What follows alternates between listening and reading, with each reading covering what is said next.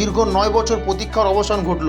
গতকাল 2024 টাটা আইপিএলের ফাইনালে হায়দ্রাবাদকে 57 বল বাকি থাকতে ম্যাচে জয়লাভ করে নজির গড়ল কেকেআর।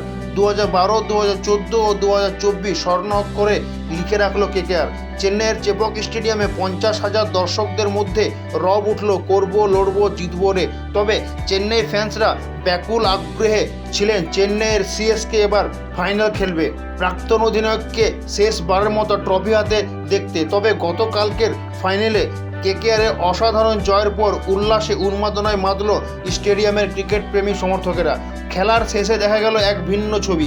কলকাতার নাইট রাইডার্সের অনার শাহরুখ খানের গলায় শোনা গেল সিএসকে ধ্বনি। প্রসঙ্গত 2024 টাটা আইপিএলে ফাইনাল হয়েছে এবার চেন্নাইতে, তাই সিএসকে সমর্থকেরা আশাই ছিল চেন্নাই ফাইনাল খেলবে, কিন্তু দুর্ভাগ্যবশত সিএসকে এবার ফাইনালে উঠতেই পারল না। তবে সিএসকের সমর্থকেরা কেকেআর জয়ের পর গলা ফাটিয়েছেন সিএসকের হয়ে।